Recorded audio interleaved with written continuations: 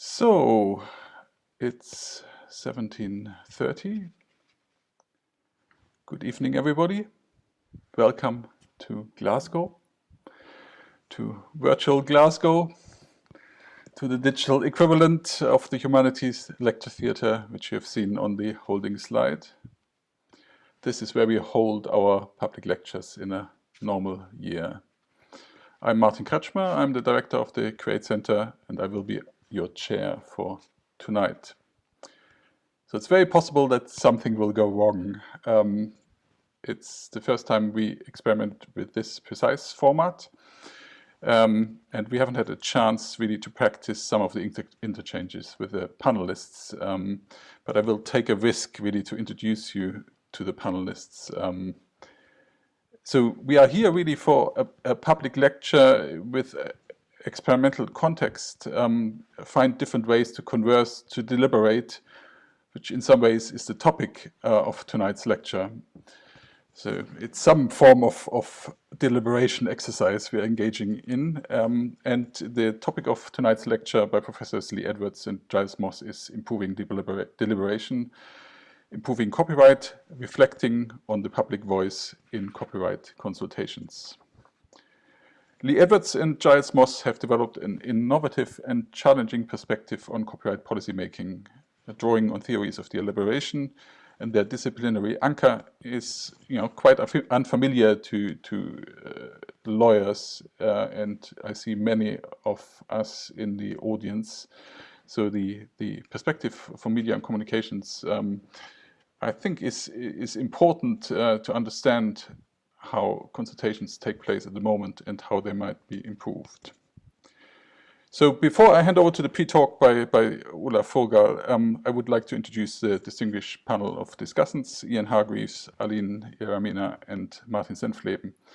So just to show you their faces, may I ask Ian just to speak? You should automatically be switched on. And maybe tell us what your previous involvement with copyright policymaking and with public consultations has been. Ian Hargreaves. Good, thank you. Yes, my my career as an expert in copyright began abruptly and was entirely confined to the work that I was asked to do by the Cameron Clegg government on reviewing intellectual property with a report that appeared in 2011. It was like all engagements on this subject, controversial, and its findings were agreed by the government, both in general and in some detail. But there were many problematic fences that I encountered, that the review encountered as it tried to get round the course and deliver its message. And I'm sure we'll talk more about that later. But that's my credential for being in virtual Glasgow this evening. Thank you, Ian. So now it's Aline Iramina, who is a civil servant in the federal government of Brazil and currently on leave. Aline, do you want to say a few words? Sure. Can you all hear me? Good evening, everyone. Well, I'm here today because I have been working with copyright regulation for more than 5 years now in Brazil's federal government. I actually participate directly in organizing the last 3 public consultations we organized within Brazil's Copyright Office. So I think I have some experience about the difficulties that we face when conducting this kind of consultation. So I hope I can contribute to the discussion. Thank you, Aline. And now to Martin Senftleben from Amsterdam. Yeah, thank you so much. Well, it's a pleasure to be here. I think it's a very important point that we are discussing this evening. My personal involvement is particularly from an academic perspective. I've been active in two previous reform debates at EU level. This was the trademark law debate, trademark law reform, and more recently the copyright reform. And well, I had a feeling that in academic circles, there was quite broad and shared concern about some of the proposals on the table, but it needed some extra step to really channel this and prepare something that would be heard also at the level of policy making in Brussels. So I was involved together with colleagues in a small drafting team, trying to put in writing on just a couple of pages the main points of concern and the recommendation that we would have for better policy making. And then we circulated this, and we got quite a lot of support in the sense of colleagues also joining the initiative and signing. And then this, I think, made it easier to really get through and get a message across. So that's a bit of my personal involvement, and I also have followed now, after the copyright reform has been completed, the developments on the ground, how this impacts implementation. I can give also an example with regard to the practical impact. So more about that later. Thanks. Lovely, thank you. So, in the order of play tonight, next is Ulla Furgal, Dr. Ulla Furgal, who is a postdoctoral researcher in Create, and she's the editor of a resource on the implementation of the copyright in the Digital Single Market Directive. And we thought it would be a good idea to put some meat on the bones, as the Brits like to say, illustrate in some ways a process of live consultation, which is embedded in this, 2-year process of implementing a very controversial piece of European legislation. So, Ulla, would you want to take over? Yes, Martin, thank you very much. Thank you. Hello and welcome everyone to our virtual Glasgow. Thank you for joining us. Today my role is to warm you up a bit and to give you, to introduce you to our resource page that Create is building for a couple of months now, that we officially launched in May 2020, that deals with the implementation of the directive on copyright in a digital single market. So as Martin mentioned, the directive is a quite controversial piece of legislation and quite complex piece of legislation that has been adopted in April 2019, following months, if not years, of debates that on occasions were hanging by the thread. The adoption didn't attract a vote of all the member states in the Council of the European Union. It was already, we already have an action for annulment of certain provisions of the directive in front of the European Court of Justice. We also had public protesting this directive, both online and offline, going on the streets. So it is a quite controversial piece of legislation. However, the adoption of the directive in April 2019 didn't really finish the process of modernization of copyright law, didn't finish all the controversies, because now the directive needs to become a part of law of all the European member states, and this needs to happen by June 2021. So what our resource that you can now see on the screen is doing is actually tracking this implementation process. So the ambition of this page, of this resource, is to build a comprehensive and independent database of information on transposition process, so that anyone who is interested in this process can have an overview of what is happening in the member states, what are the options being considered, and what are the most controversial issues or problematic issues in the implementation. So the implementation is important to monitor, first because yeah, this is a controversial piece, but also because member states are left with considerable freedoms in implementing this directive, and this freedom concerns the most contentious issues as Article 17 and intermediary liability, Article 15 and the press publisher's right, as well as the regulation concerning authors and contracts.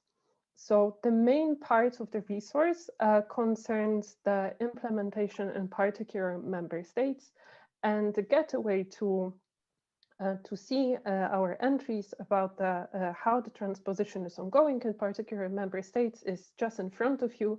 So it is a map feature where basically you can hover over particular country, see how many entries it is there, and when you click on, you're basically taken to an entry of this particular country. So as you see, for example, now we have Germany in front of us. We're mainly, when we are providing information, we are trying to link to the source of information where we got this information from every time. So this is more of a database when you can search for original resources as well.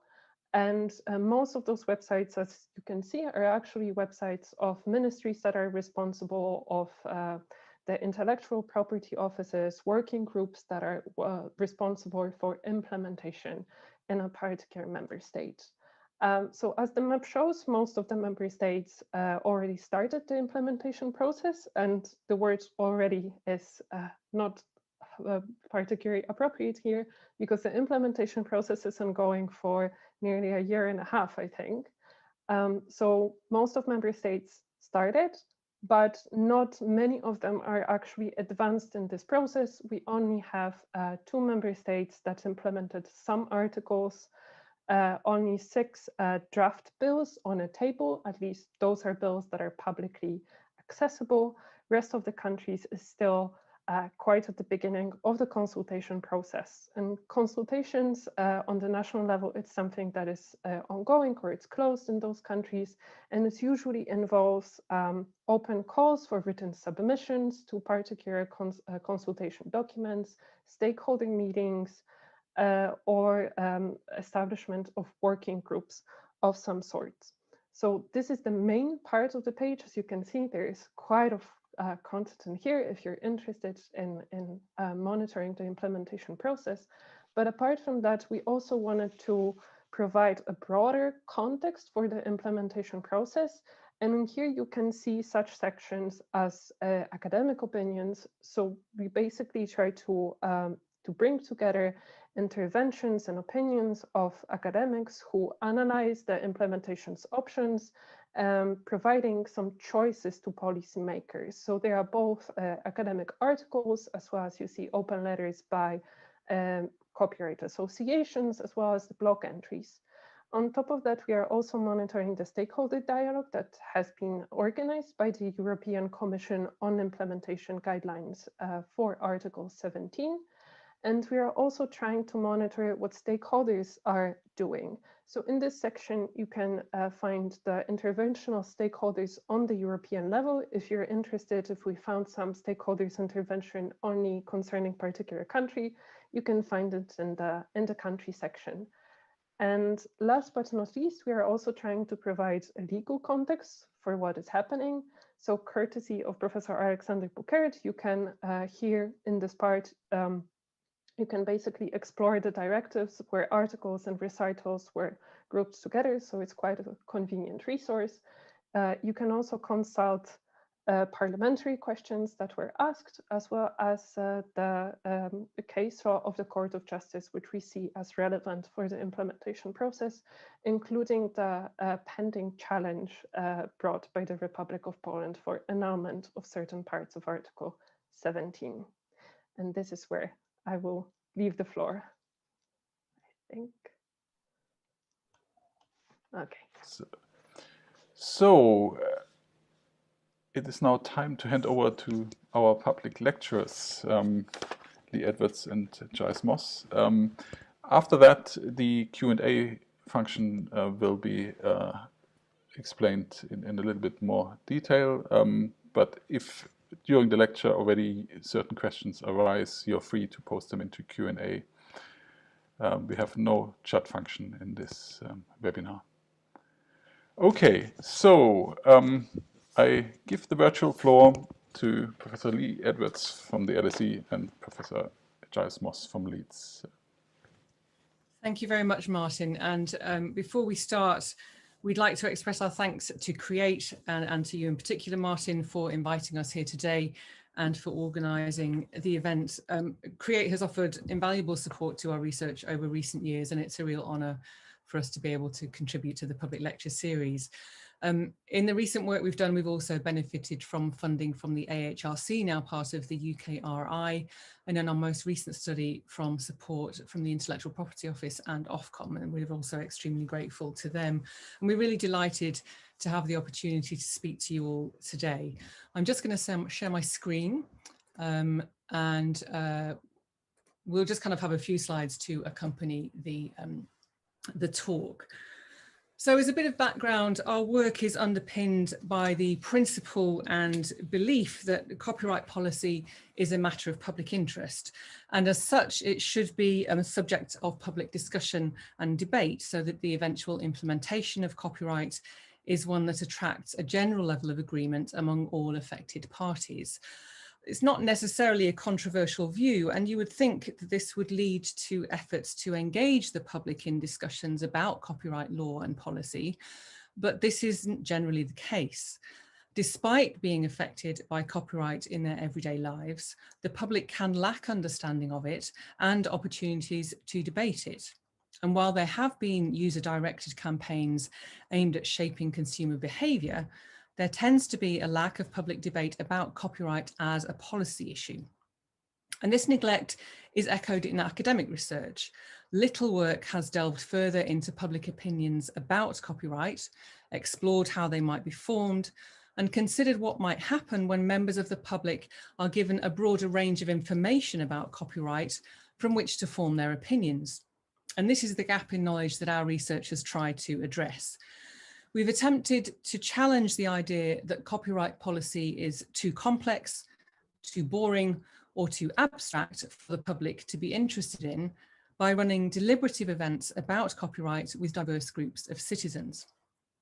And our findings suggest that if members of the public are given enough information and time to learn about the topic, they have plenty of opinions and insights to share with policymakers. So, for example, at the events that we held in November 2016, oh, my slide has disappeared. Hang on, let me just go back to the slide. Okay, 1 second and I'll go back to the screen share. I'm really glad that Martin previewed that things might go wrong.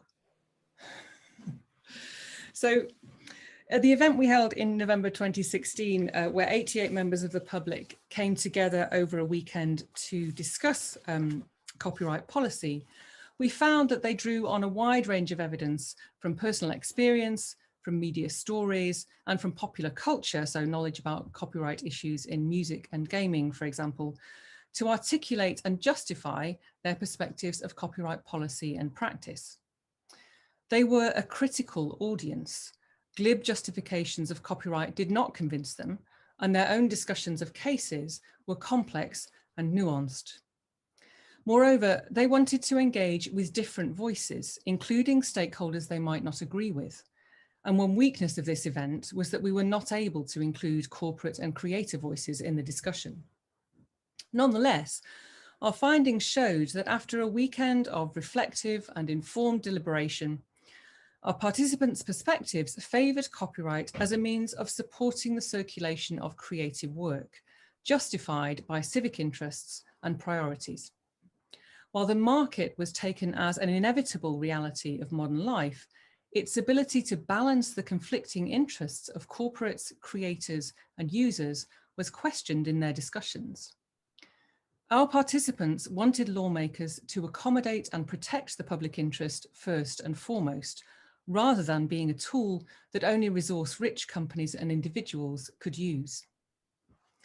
So clearly this research showed the public's capacity to engage effectively and in an informed way in discussions about copyright, but it still left a key question unanswered. how might the public voice be included more effectively in consultations and the policy-making process? And this led to our second and more recent study on copyright consultations that Giles is going to talk about. Thank you, Lee. Our recent study was a stakeholder-driven, impact-orientated project where we worked with stakeholders to consider how copyright consultations could be improved. It built on the previous work that Lee has described and the question of how to include the public more effectively in consultation, but it expanded our focus to consider the views and experiences of a wider range of stakeholders who participate in consultations and the officials who run them. So really, the second project was about exploring how consultations could be improved based on the experiences of those who participate in them, as well as investigating ways in which the public might be included more effectively. And it was an impact-oriented project in the sense that we wanted to generate insights and recommendations that could be used by those people leading the design and implementation of copyright consultations. The project had three parts. Began with a series of qualitative interviews. It then had a one-day workshop, and it led to the development of a new framework of consultation based on the results, which we then presented to the IPO. Our participants comprised 6 people with experience of running consultations, 28 stakeholders who participate in consultations, and 10 members of the public. The stakeholders were from a range of sectors, including educational institutions, civil society, creative industries and producers and collecting societies. And our members of the public had all attended the previous weekend event that Lee mentioned, and so had some knowledge about copyright already. They also had some experience of consultations, whether it's community consultations, NHS consultations, or market research participation. For the workshop, not all participants were able to participate, and not all the people who participated in the initial interviews, but the final group included officials with experience of running consultations, as well as stakeholders from across a range of sectors. 28 participants attended in total. Many of the improvements our participants suggested were about the overall structure and conduct of consultations. But in suggesting these fundamental changes, they were also proposing a framework for consultation where the public would feel both more comfortable participating and more welcome to participate. Before exploring the idea of how to change consultations, we asked participants to describe the context and the areas where they felt consultations could improve. Many of the points they made echo previous research and media policy making more generally, but they were coloured by the specific context of copyright. One generally agreed upon point was that consultations tend to reflect the polarised landscape of copyright, where participants hold strongly opposed views. There is seemingly little middle ground and little dialogue between the parties.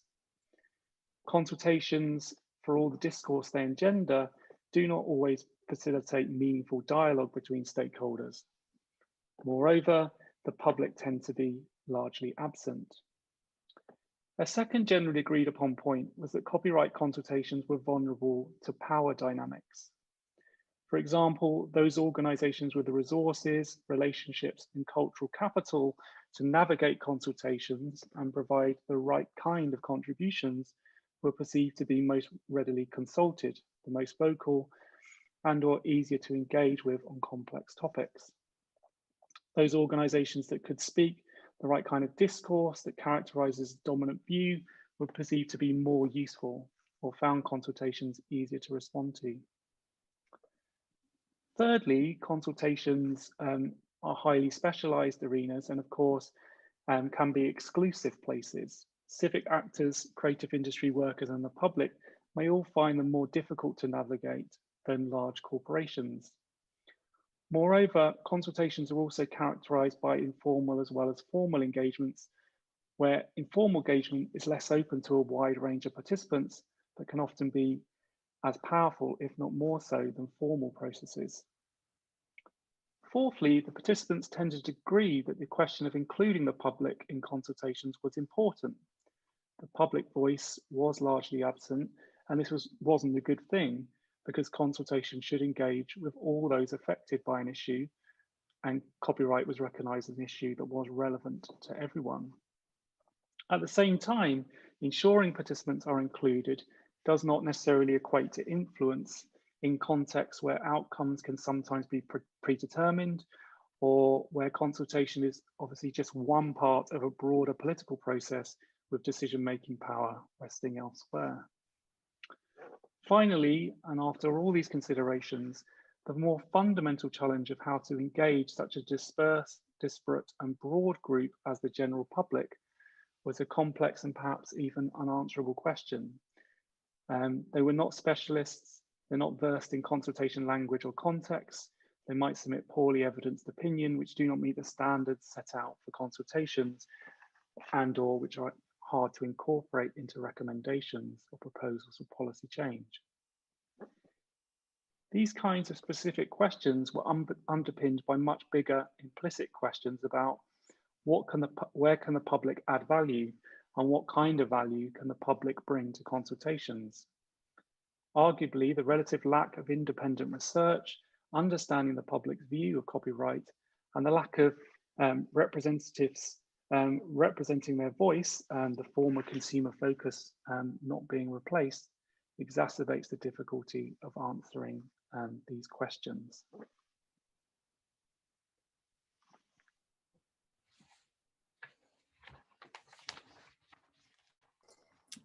Thanks, Giles. So as Giles said, the project itself produced a framework for consultation that our participants felt the public would more easily engage with.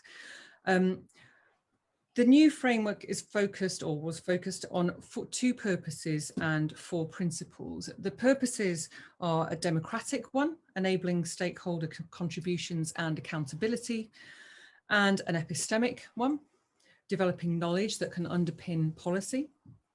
And the principles are being inclusive, well-informed, equitable, and accountable. And in the remainder of this talk, we'll just focus on the principle of being inclusive for reasons of time, but we can talk about the other principles in the Q&A and talk about how they might foster public participation if people are interested. So the principle of inclusion was widely recognised by our participants, and it was defined such that anyone affected by the policy is by definition a stakeholder and should be included in consultations. And inclusivity is the type of principle that Rainer Forster's argued is difficult to reasonably reject without someone denying someone else a right that they themselves enjoy. So, for example, while more powerful stakeholders with better access to consultations may not find that ensuring greater inclusivity for others is the most pressing of their priorities, it is still difficult for them to deny efforts to give others the access and accessibility that they themselves enjoy. So inclusion has 2 elements. First of all, access relates to ensuring that all stakeholders who have relevant knowledge about or are affected by a policy are able to access opportunities to participate in consultations. And this includes things like all relevant stakeholders knowing that consultations are taking place and being able to use the channels that are available for submissions or participation. Participatory parity is an idea we borrow from political theorist Nancy Fraser. And in our context, it's to do with stakeholders' capacity to participate.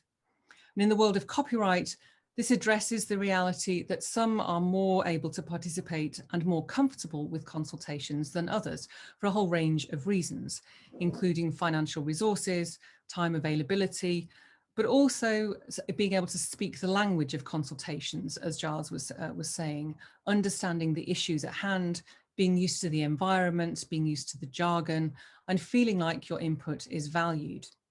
And the idea seeks to counter the differences in material resource and social and cultural capital that characterize this current context for copyright. Now, as we've noted, participants recognized that inclusion was not achieved fully, and that in particular, the public voice, the citizen, the consumer, is underrepresented in copyright consultations. And this lack of participation really matters because it has implications for the legitimacy and effectiveness of the outcomes that result from the copyright consultation process. In turn, this means that copyright policy is constantly contested, it's regarded with suspicion, and the polarized positions of rights holders and civil society actors persist. Arguably, the public are the ones that lose out.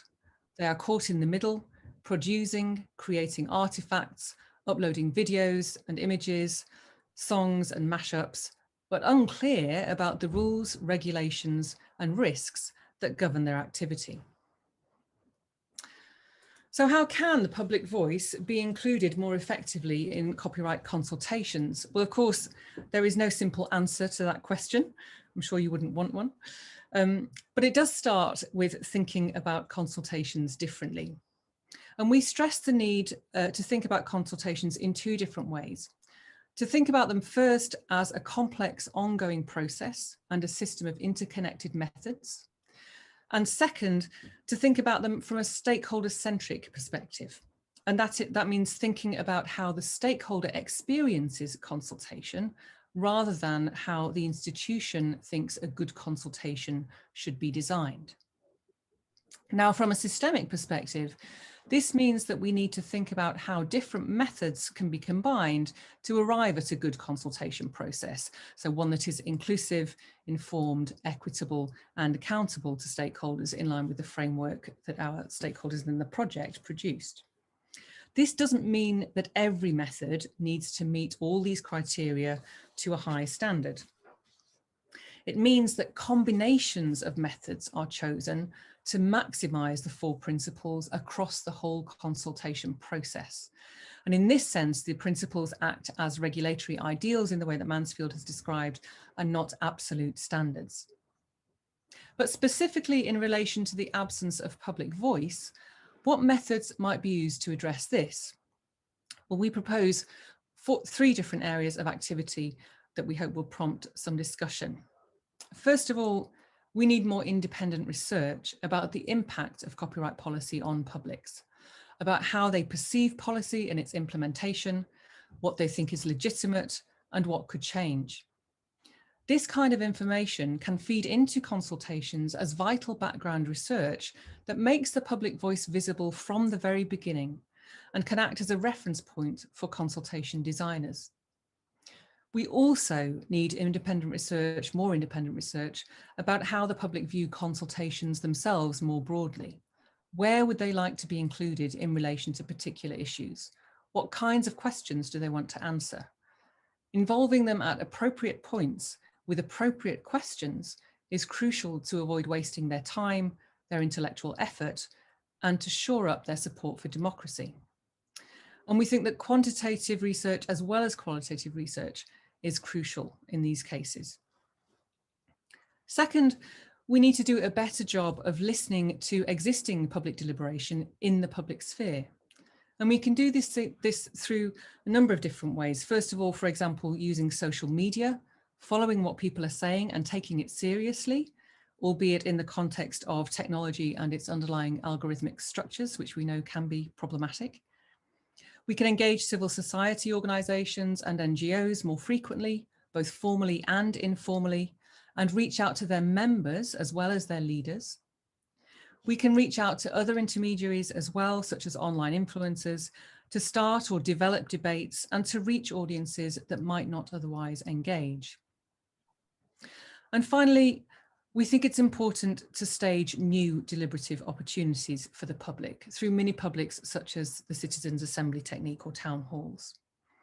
These events give publics an opportunity to reflect in a more sustained way with adequate information and support for their participation on topics like copyright. They could be held regularly, but they don't always have to be linked to a specific consultation. So some people in our workshop suggested that these things should happen perhaps once a year in relation to copyright so that the public could be kept up to date and consultation leaders could be kept in tune with public opinion as it slowly changed or remained the same. And these kinds of events can also deal with broader questions of principle and not only policy detail. So, for example, the values that should underpin or guide policy decision making in the ways that we saw emerged through the 2016 event that we held. I just want to conclude with a word of caution, a few words of caution perhaps. Both of our projects were small, and it's relatively easy to construct a deliberative approach when one is dealing with a small and relatively localized set of stakeholders. How to scale public participation and deliberation up to bigger arenas and even international debates is much more challenging. And we've seen a fantastic example of this, so to speak, in the Copyright Directive, the European Copyright Directive law as it was debated and then eventually passed, and indeed in the subsequent stakeholder dialogues that took place over the last 18 months and were themselves very fraught, even though they were intended as a deliberative dialogic exercise. We also recognise that the political economic landscape of copyright creates barriers to change. Some of the things we're suggesting are designed to address its polarised nature by encouraging better dialogue between stakeholders. But positions polarise for a reason. And as we know, it's very difficult to persuade organisations and industries to compromise on what they see as hard-won territory.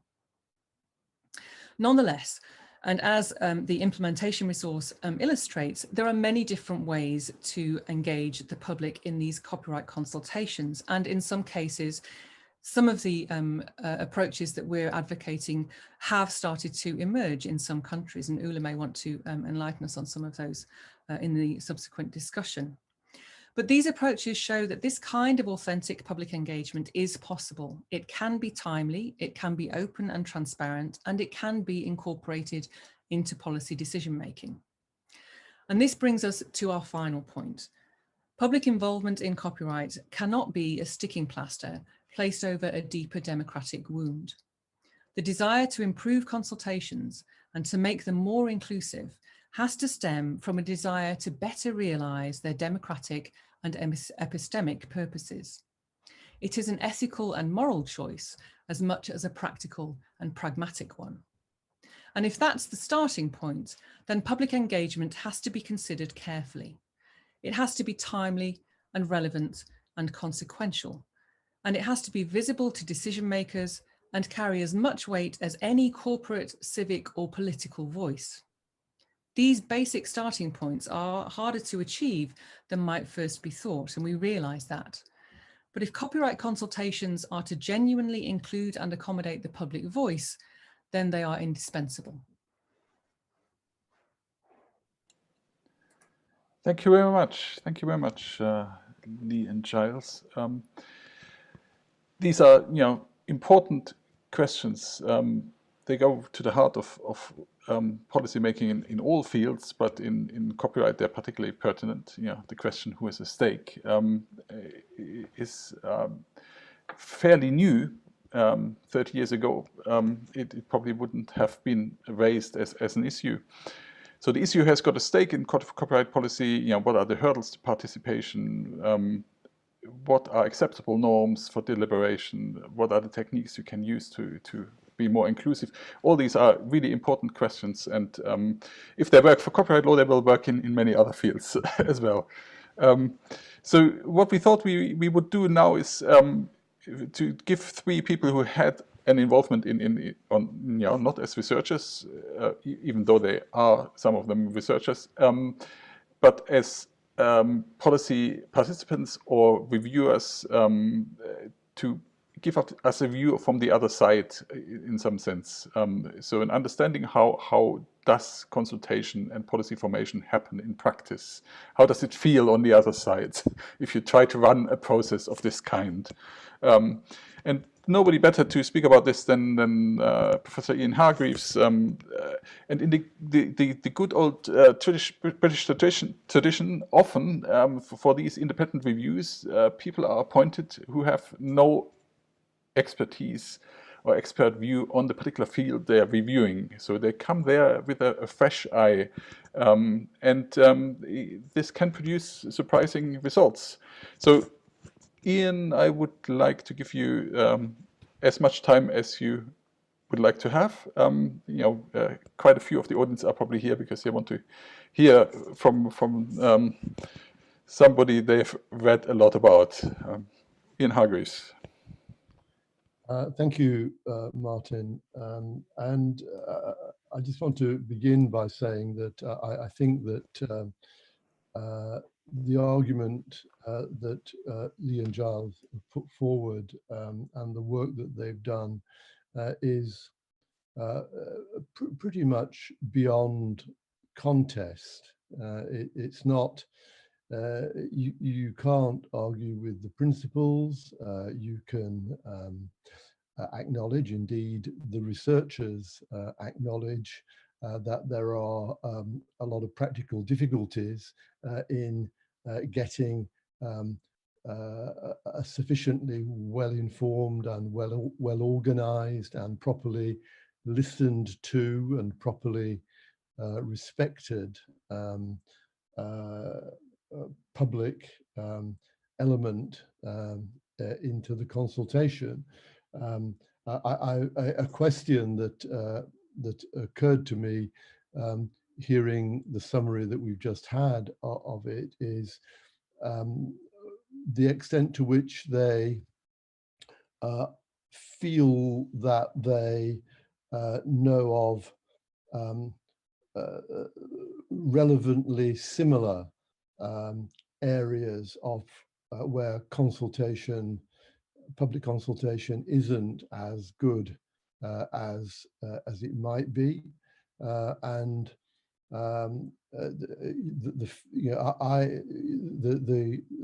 this work about public consultation in a properly research propelled manner is not something that I know about. But it seemed to me it would be quite useful to ask the question, could the world of copyright consultation and its potential learn specifically from another area of contested points of view? No doubt it would be difficult to find anything that is close to identical, but there probably is quite a lot that has got a lot in common with this in other areas. But looking in the rear view mirror, going back now the best part of 10 years to the way that the exercise that I led took place, nobody will be surprised to know that there wasn't a properly organized and structured public consultation involved in that work.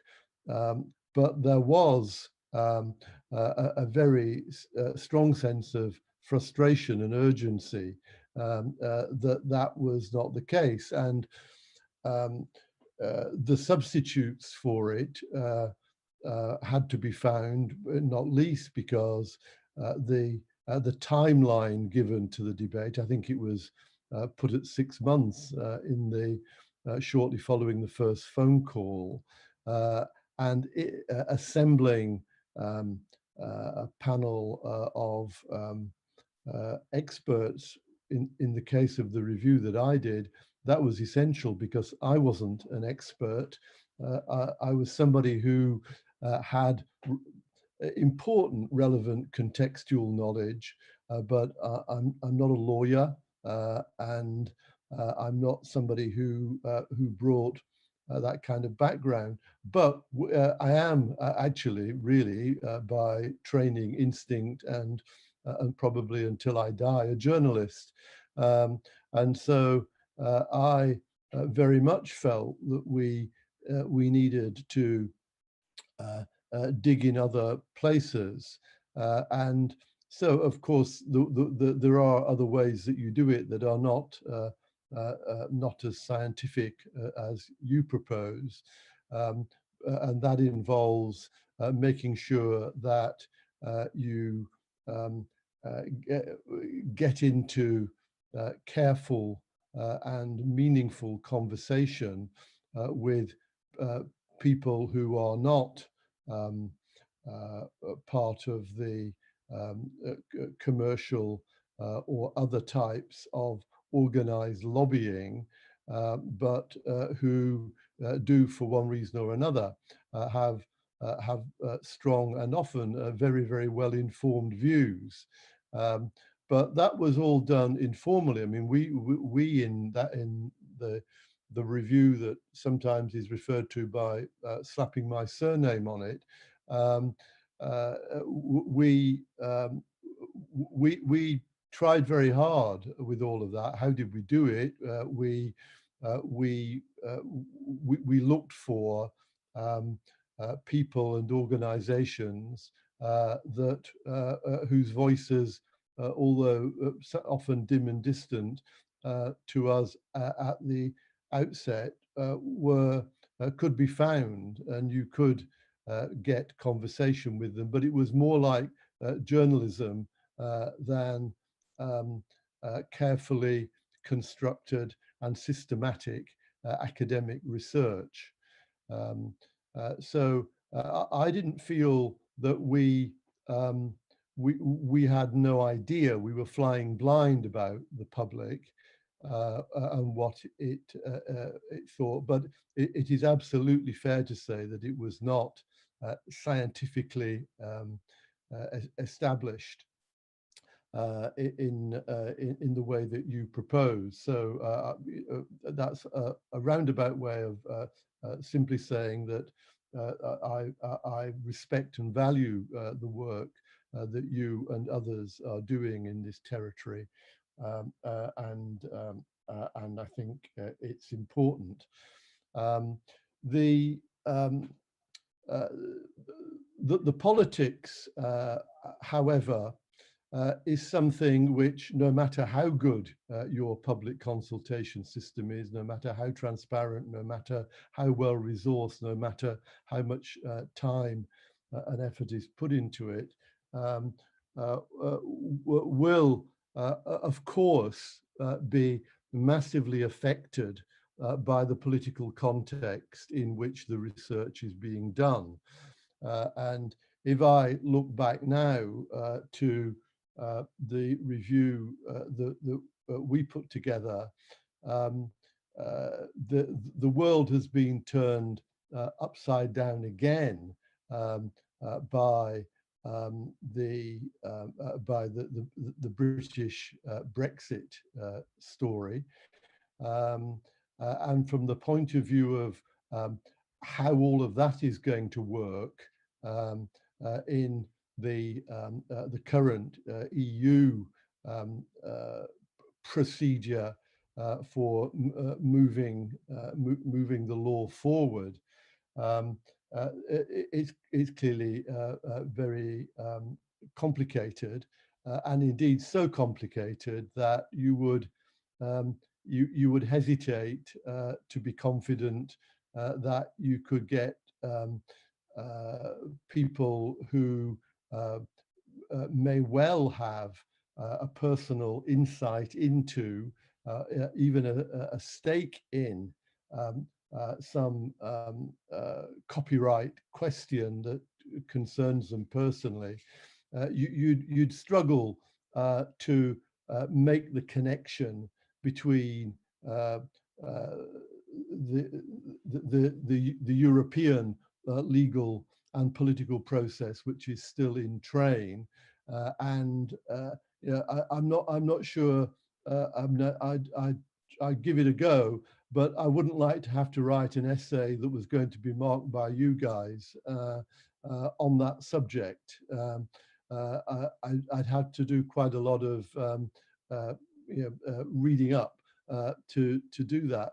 It is very, very complicated, and yet it's not surprising to me that when you take the trouble to talk to people in an open and respectful and inquiring manner, that you find they get quite excited because these are also subjects that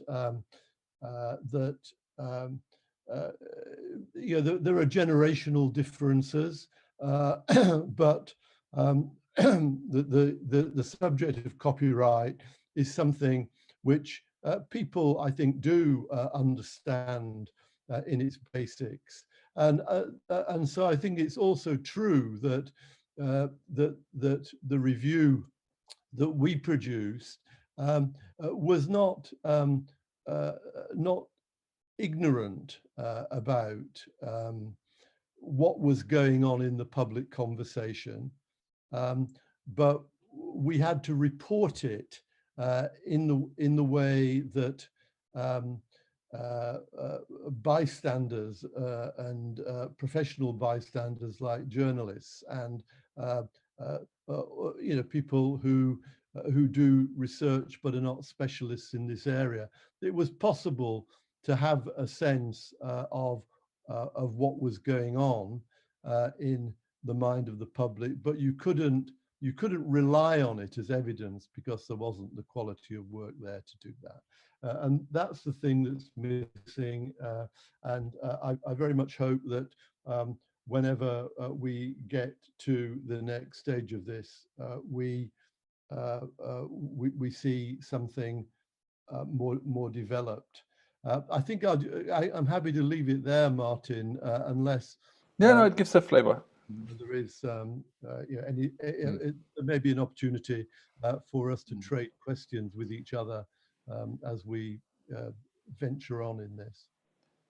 Yeah, no, I think it's very interesting that, you know, there was, you know, in the process of an independent review, there, you know, you take evidence, you take submissions, there, you know, but the techniques of inclusive deliberation are obviously not spelled out at this stage. And you know, I think you mentioned to me that, you know, you did pizza lunches or after work lunches in after work pizzas in Shoreditch to reach groups who would otherwise not be part of the process. So deliberation can happen in you know, in unconventional settings. So Aline, she mentioned to me that, you know, the Hargreaves review actually reached Brazil and played, you know, a part in how policy, you know, was considered at that time. And so I would like to give Aline Ramina a few minutes to as a, you know, from a perspective of a civil servant, how did it feel to run the consultations in Brazil on copyright? Aline. Thank you. First, I would like to congratulate Dr. Etters and Dr. Moss for their presentation, for their study. I think it's quite nice and important to have this kind of study available for policymakers in general. And from my previous experience, I know how challenging it is to organize and this kind of public consultations to be inclusive, well-informed, and transparent. Most problems that they addressed in their research, that I had the opportunity to read the paper regarding public consultations in copyright, are true. It's something that we know working, and we can actually detect these problems working with copyright. For example, the uneven access, especially the participatory disparity. I think, for example, for Brazil's public consultation on the reform of Brazil's copyright law last year, we received, I don't know, 250 contributions around that. And for like the general public that are not like related to the academy or some civil society groups, I can say that probably we receive it from individual participants less than 10 contributions, something like that. So I think that's a real problem. But as Dr. Edwards said, it's not an easy solution. And I'm not even talking about the final part of the decision-making process, because that's even more complex and involve political decisions and arrangements that in most cases are not even in the hands of those like me who are responsible for conducting the public consultations. But there are some structural, as you said, problems that are complicated to solve, but there's certainly a lot of room for improvement. But one thing that I found quite interesting that you said in your study, but you said that you conducted the events in 2016. So I'm not sure that perhaps that changed, because I was talking to Professor Martin about that.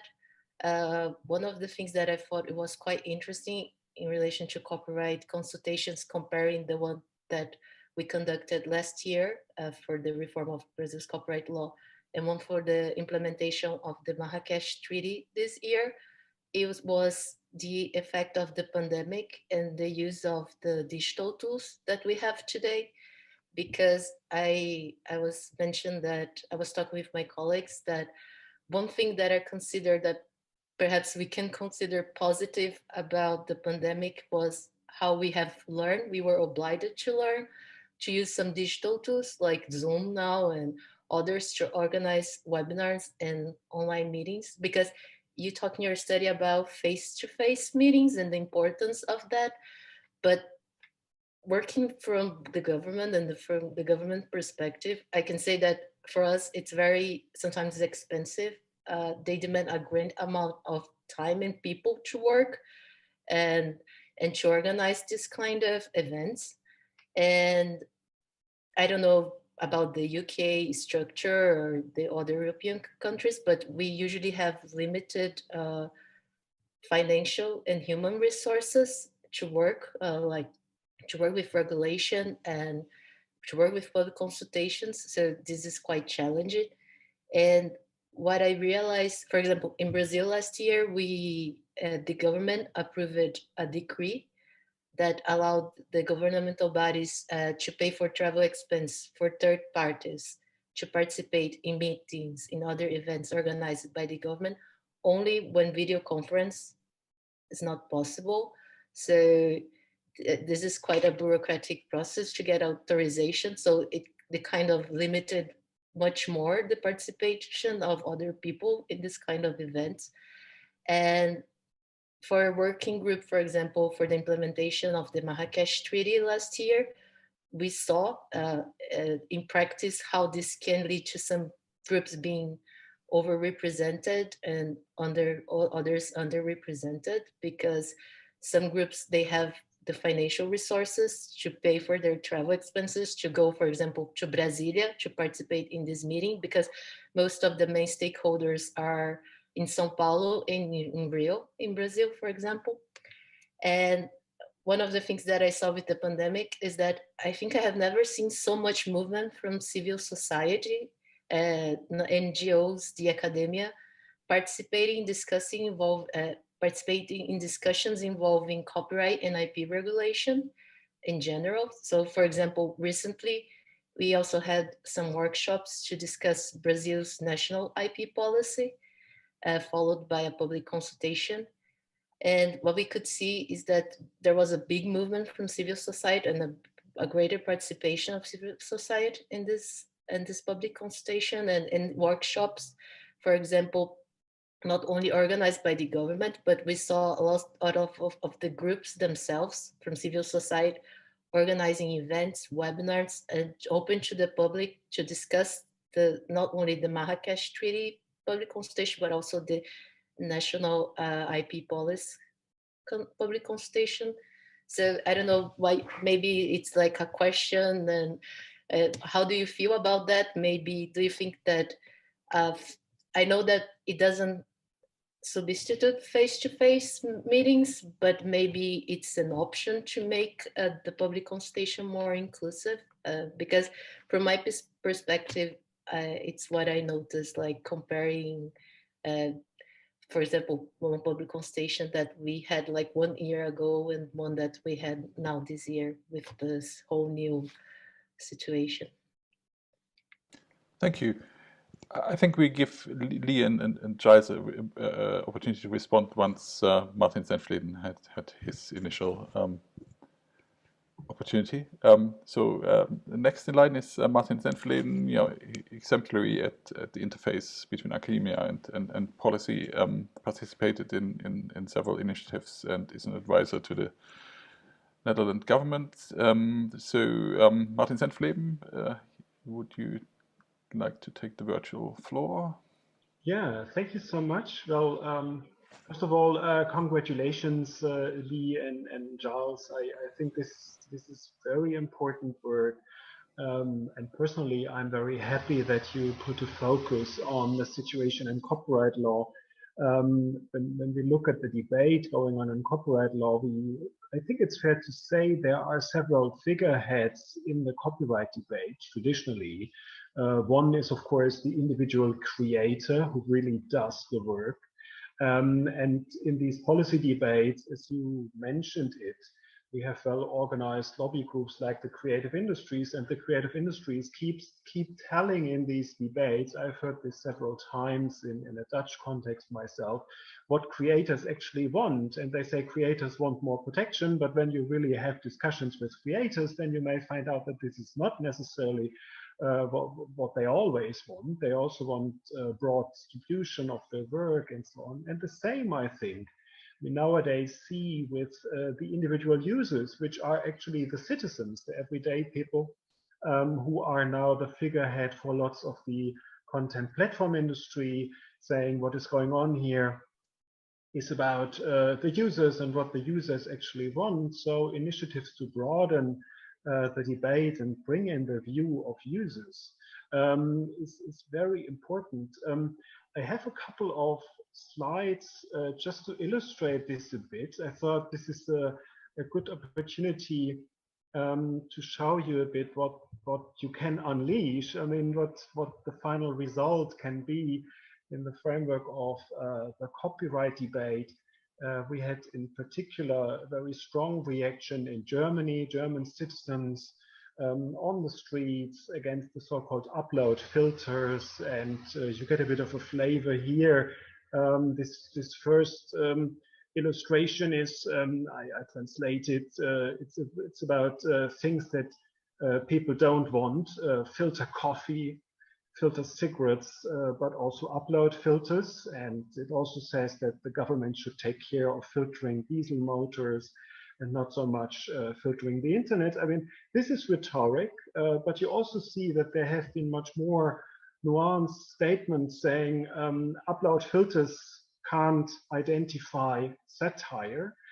This is a very valid point. Upload filters, in fact, as technological measures, cannot make a distinction between piracy and parody. So these kind of slogans show very clearly that citizens can actually understand what is at stake.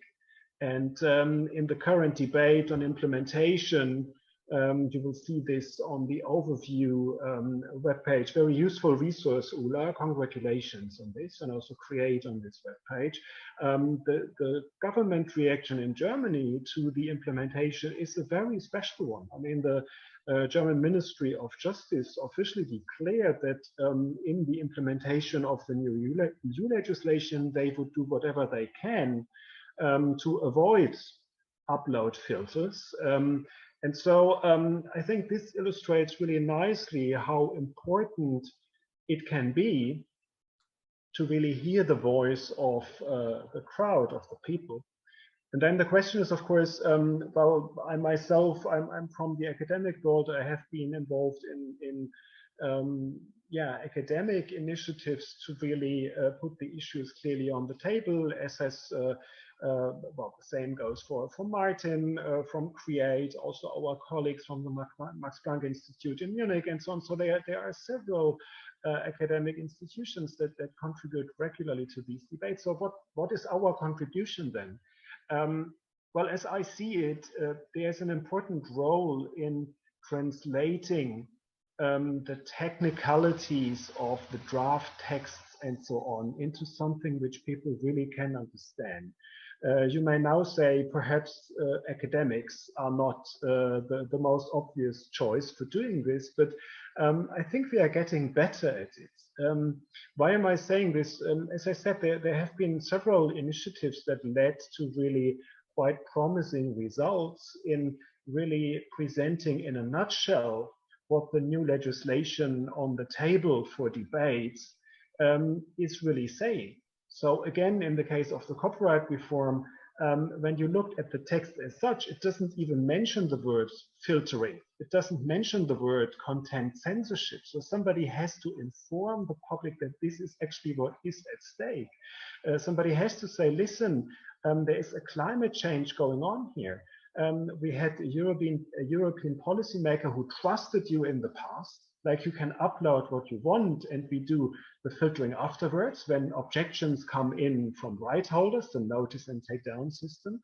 And this is going to change. The policymaker will no longer trust you. Everybody is suspicious. Whatever you upload is something that will be checked and filtered if there is something that does not seem in full conformity with copyright protection. So these kind of messages, or even simpler messages like what is at stake here is a user freedom. It's not all about remuneration of, well, the industry.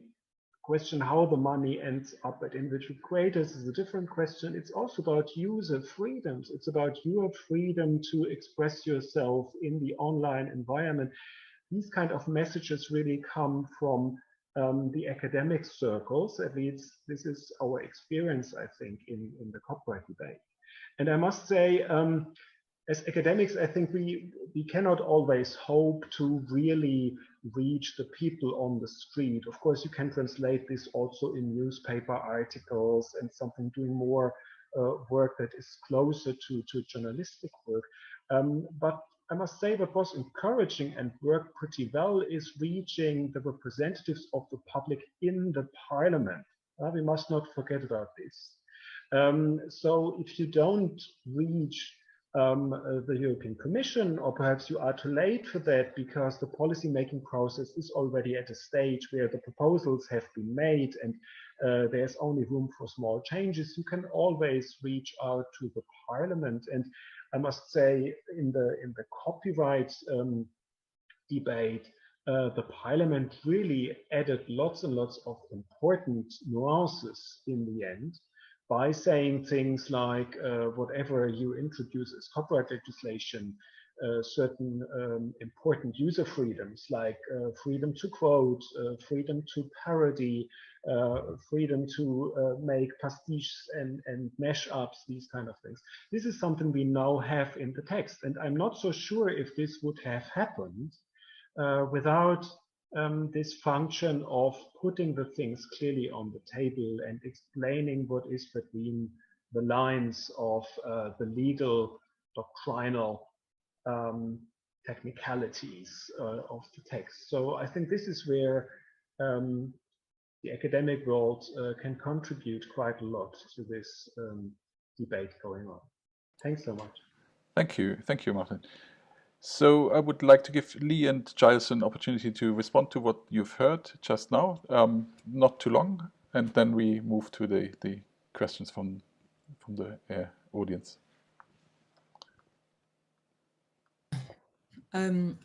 Thanks, Martin. Thanks, everyone. Those are really, really interesting comments and kind of add to the richness of the picture, really, that we're painting here about, you know, how consultations about copyright unfold, what their limitations are, but also what the possibilities are for doing things differently and for creating a much more inclusive and perhaps equitable process.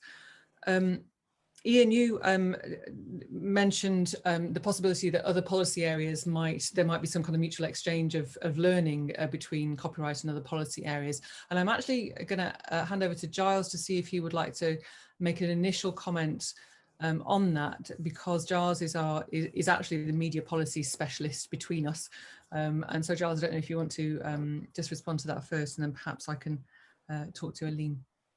Well, I think certainly, I think we mentioned this in the talk, in terms of the literature on media policy making. Some of the things that we encountered in the copyright debate are very much reflected there as well. So some of those similar challenges.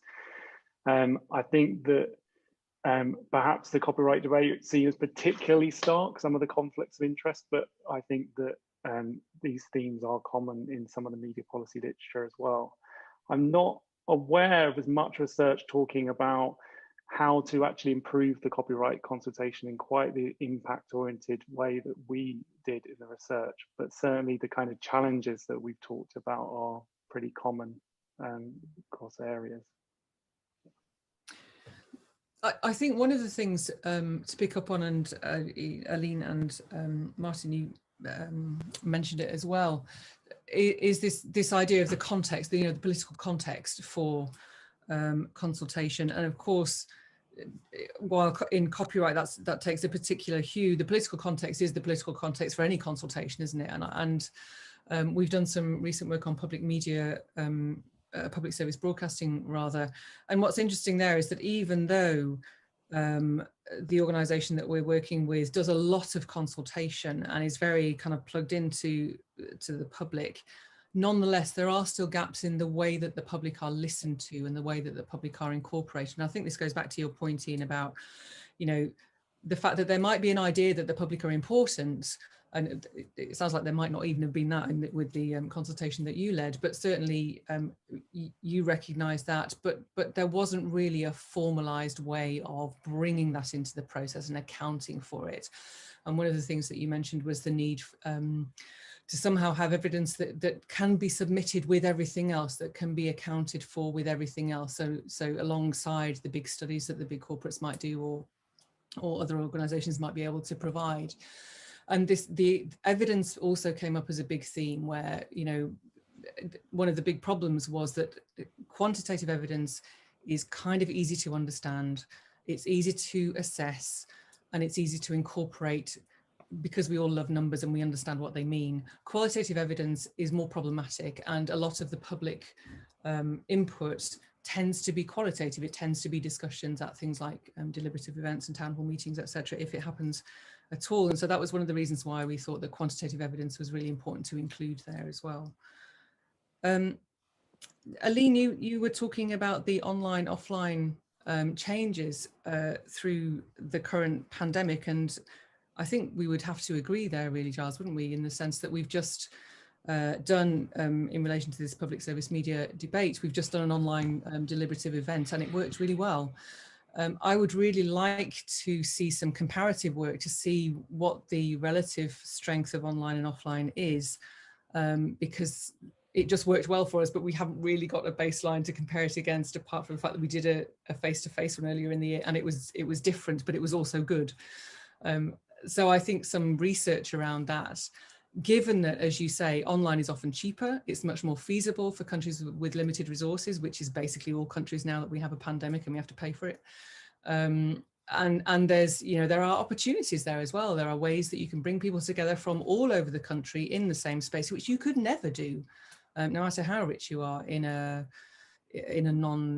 face-to-face context. So I think that's we would agree with you there, and that there are more opportunities perhaps to explore these avenues in the context of this kind of work than there might have been previously, because we're all used to it now. Giles, I'm going to hand over to you to see if you want to respond to Martin. Yeah, thank you. Well, could I just respond more generally first? Well, thanks to the discussants. It's good to hear that our research has resonated with you, as people have got such a wealth of experience on the other side, as Martin was saying. And you, across the three of you, mentioned a range of different methods for engaging with the public, or engaging with consultations. Ian mentions these careful conversations with those outside of organised lobbying. Alina mentions obviously the online discussions and engagement, and as Lee says, that is something we've been experimenting with more recently. And Martin showed us the public protests in Germany, and also discussed academic contributions to consultations. And I think that one of the things we tried to stress with this systems perspective is that we think that all of these different methods have value, and all methods have weaknesses. They all have strengths as well as limitations. And the really challenging thing is to think at a kind of a systems level, thinking about all these different methods that might go into informing a consultation, how they can complement one another and how we can balance them in order to achieve the principles and purposes we want to achieve with consultation. And it's interesting you mentioning the online. One of the principles that didn't make it actually into our framework, which we did talk about, was cost effectiveness, and obviously, you know, that could be or affordability could be a crucial consideration. I also just wanted to pick up, I think, another theme that was coming up, which is about, and it's related there to what Alina was saying about affordability of these principles, whether they, you know, fall when they come up against reality, really. And we're aware that these principles are kind of ideal principles. And as Lee was explaining, we think of them as regulative ideals. So they're things that are difficult to achieve in practice, may be unachievable in their full form, but they're not an all or nothing thing. They're things that you can, you know, realize to a lesser or greater extent. And what we should aim to do is obviously try and make improvements in those areas.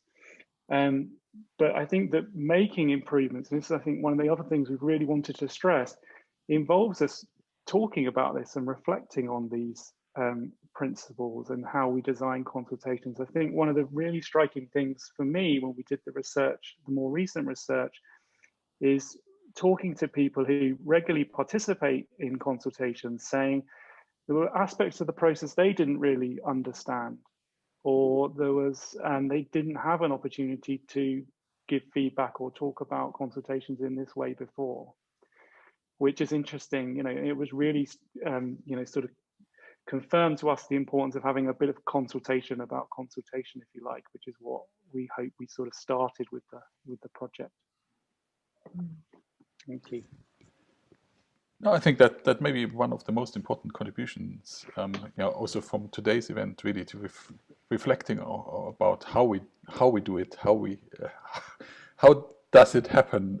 You know, we all do it in some ways, but how do we do it? And you know, forcing us to look in the mirror is always a challenge and not easy. So we're moving now to question and answers. We encourage the IP Student Society at the University of Glasgow to read your study and also the context around it, and offer some questions. And I think they are fascinating questions, and I've had them uploaded by Carrie on behalf of the IP Society, and I would like to pass some of them on now and to see how we go. So the first one here from Leonard King is: did you find that public perceptions of copyright were influenced? Now, sorry, that I go for the next one. Did you come during the course of your research into public engagement? Did you come across any commonly held copyright misconceptions among the participants? Okay, so that's obviously a difficult question for you, Lee and Giles. You know, you're not copyright lawyers, and you're not there in your constructing deliberative exercises to assess whether people understand or don't understand. But you took great care, I think, when you started your deliberations to brief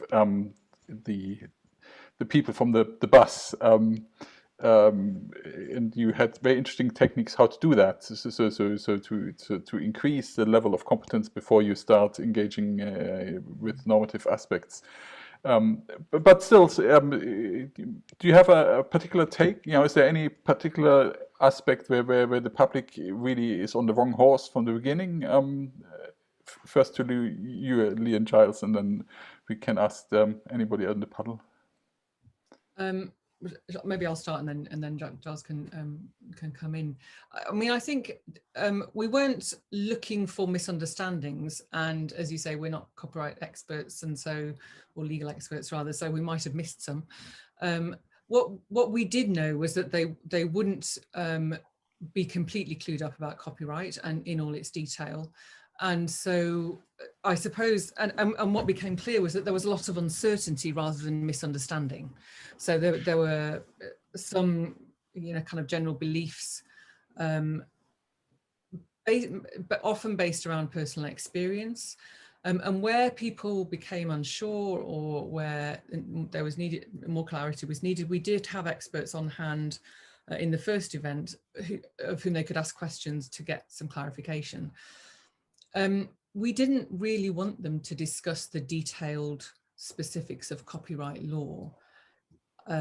I think that probably I mean, if that came up, it would have been fine, but our interest was in allowing them to talk about copyright in a way that was meaningful for them, which didn't necessarily mean they had to name articles or understand specific terms, but those did then become explained as they started to work out how their experience of copyright was translated in and through policy, and was and therefore how policy was affecting their lives in the first event, certainly. In the second event was slightly different because we had a mixed group of people around the table, a mixture of the public and stakeholders who were very well versed in copyright. And Martin's right, we prepped people quite a lot, both for the context, but they already did have this weekend of discussion about copyright. So there was some knowledge there as well. But again, the questions that we pitched there were at a relatively general level, you know, who should participate in consultations about copyright, you know, how and why. And that allows everybody to at least start the conversation on the same page and then go into more detail based on their individual experiences and knowledge. And so again, the idea of misunderstandings or misconception, I think, was less important. There. Anybody else from the panel would like to Giles offer something? I think you've answered it from our perspective, Yeah, so I'll let other people. Okay, we'll just leave it at that. I've given one question from Gabriele Cifarelli to Ian Hargreaves here, because your review also had a focus on digital literacy, and as one of the aims as well, isn't it? Innovation involves that the society is able to engage creatively with digital technology. So the question here is really on these lines. So Gabriele asked, do you think that today the public is more interested in copyright since the digital environment enables anybody to create something, such a TikTok video or a meme? And what kind of sensibilization does this more inventive public have? So if everybody is creative, it does that from the perspective where you reviewed copyright law. Did that make a difference? Did that affect how you looked at this area? Well, the underlying or overarching, underlying and overarching argument in our review, which was entitled Digital Opportunity, was that there was a danger that if we did not sort out how we think about copyright in the digital age, that we would do enormous self-harm to our economy and to the, if you like, to the creative industries and the creative economy. And I think that thesis absolutely has stood the test of time. And the way this question is put is this going to happen to an even greater extent as young people involve themselves in digital forms of creativity to an ever greater extent. And I think that the argument here is still very, very powerful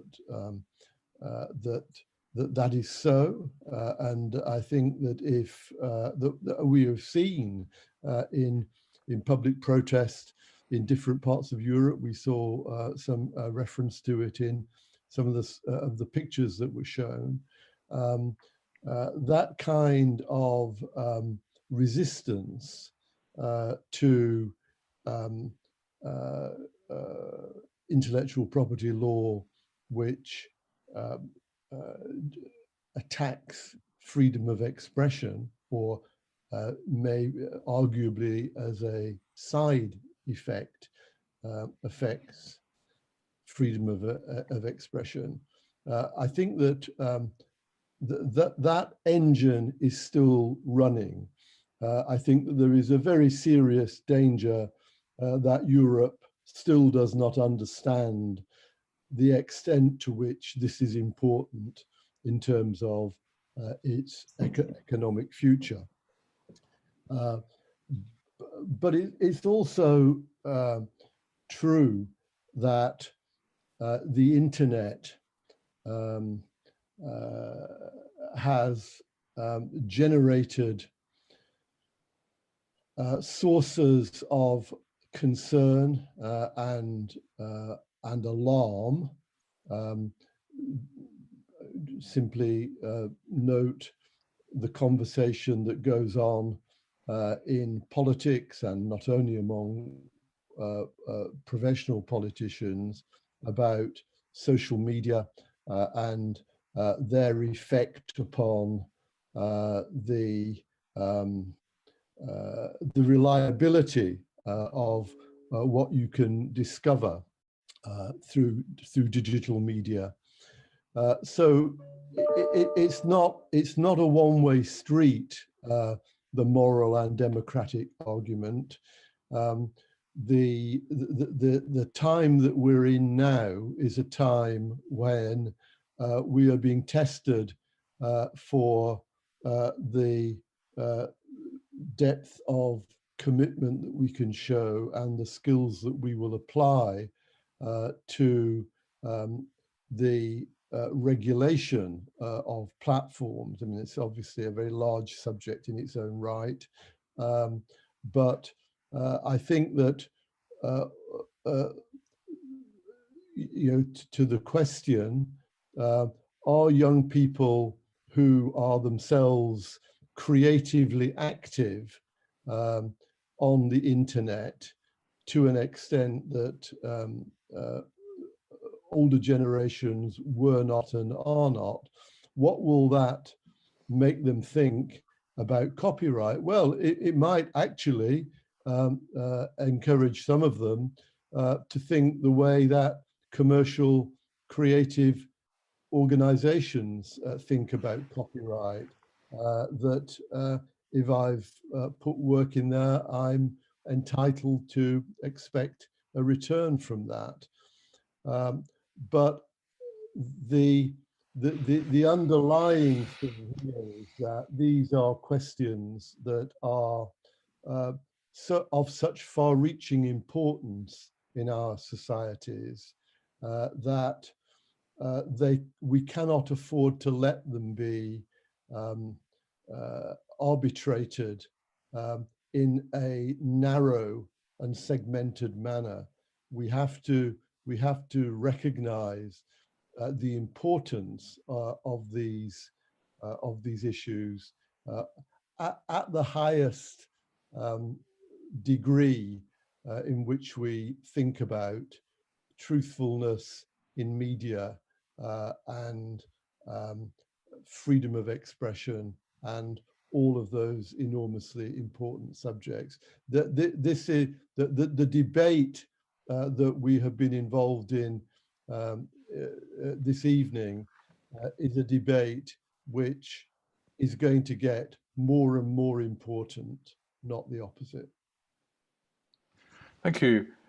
So we're rapidly running out of time. I want to give Ulla a brief opportunity to respond to a question from Sam Dillon. Did you find that public perceptions of copyright were influenced by any legal system in particular, or was it more from popular culture? So,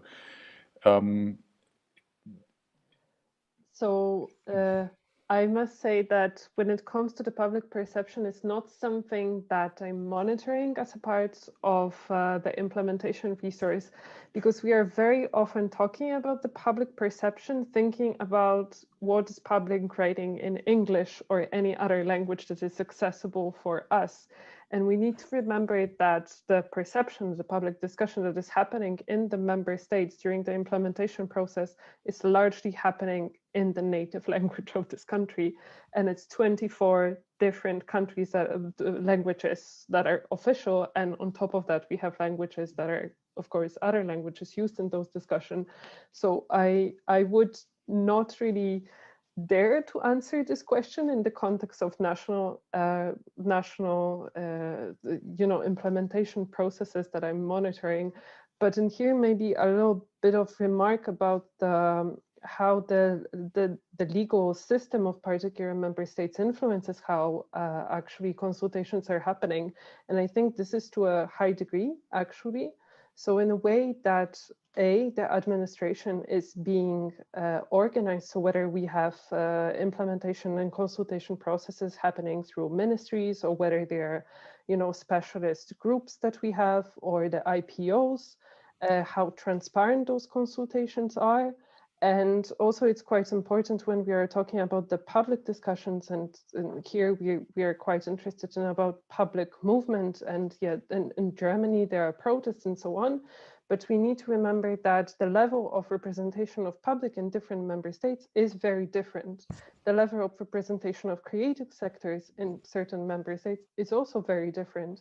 So the way that the public consultations are happening in those member states does take under considerations the specificities of legal system or the administration of a given country, and also how the public and the creative sector is represented. So I wouldn't say it's pop culture or public culture in this way, but as a consultation process, and this is structured, and it's something that you can also see in our resource, there are those differences influenced by those things. I don't know if it answers the questions, but I wouldn't dare to answer the question not knowing those discussions. Thank you. So I would like to give one more round to everybody and basically group a few questions together, which all look at forward, going forward, how could we meaningfully improve the process?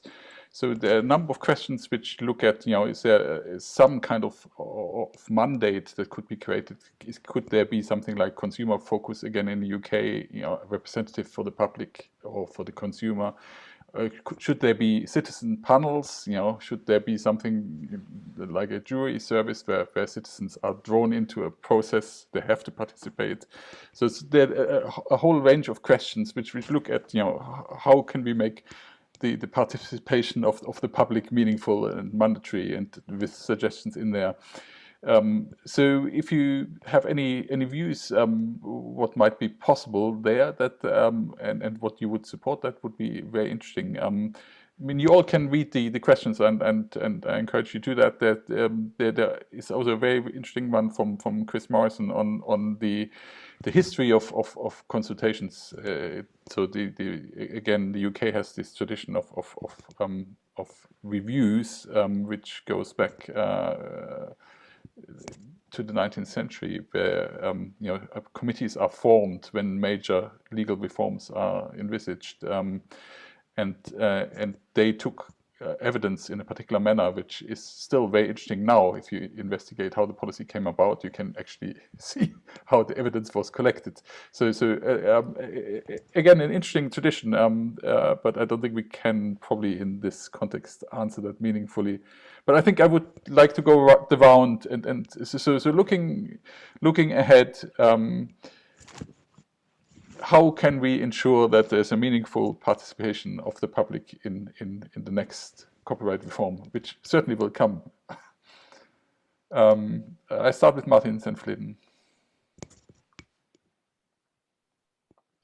Yeah, I'm not sure I share your optimism. I think the copyright reform we just had at EU level is something that will stay for quite a while.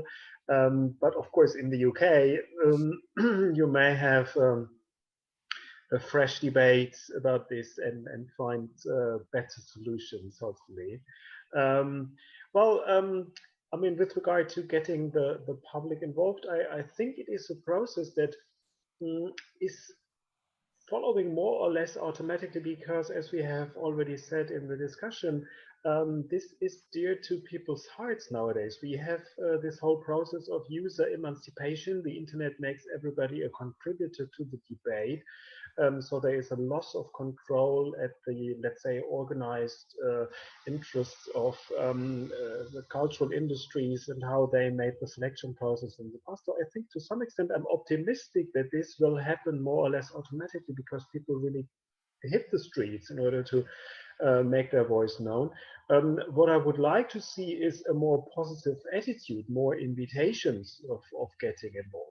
At the moment, I think the impression that is given is still that these debates are taking place behind closed doors and you don't really know what avenue you have available for getting a say in the whole process.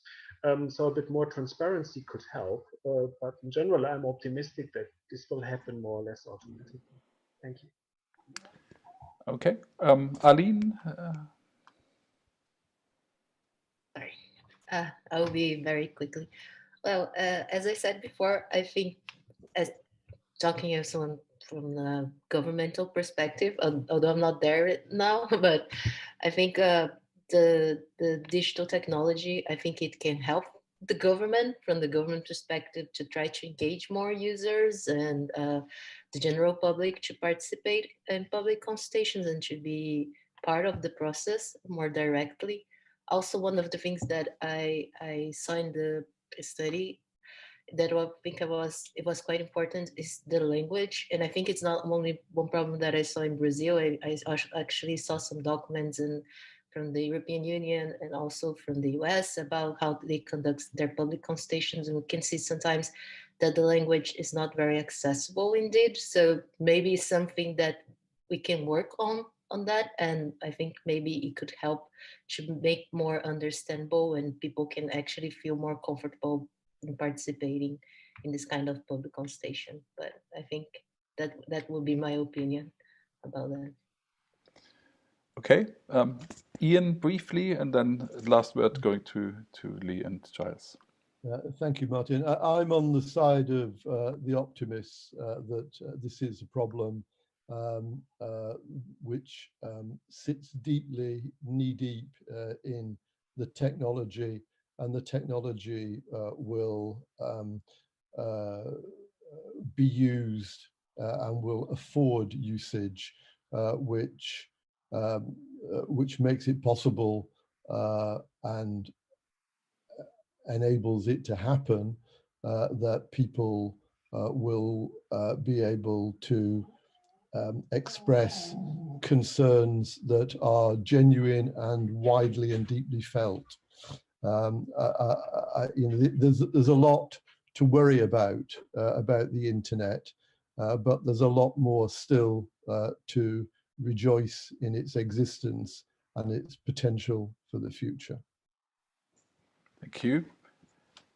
Lee and Giles, the last word.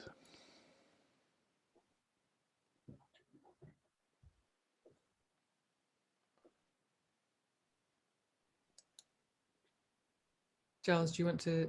Yeah, I'm happy to go. Yeah, so I would echo some of what's been said in terms of clear and accessible language.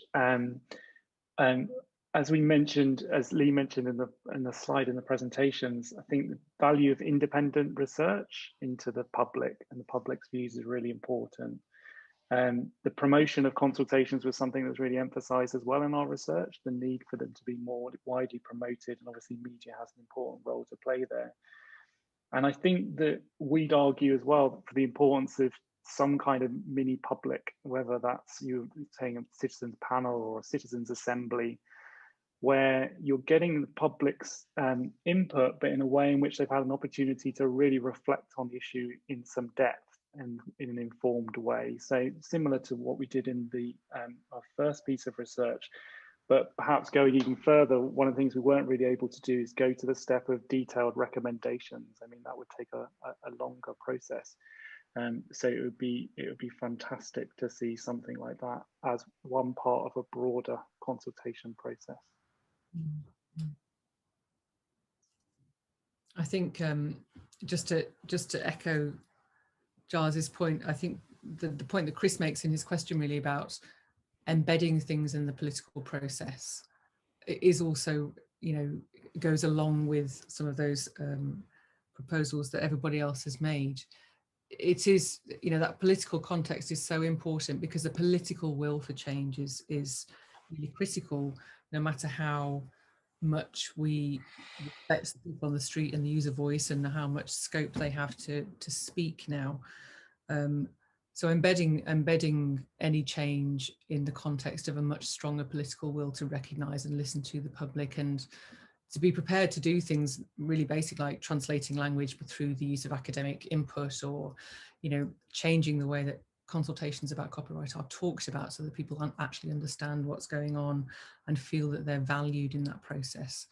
Those are also some kind of requirements, I think, from the public side to make sure that things happen. I'm probably slightly less optimistic than some, but more optimistic than others.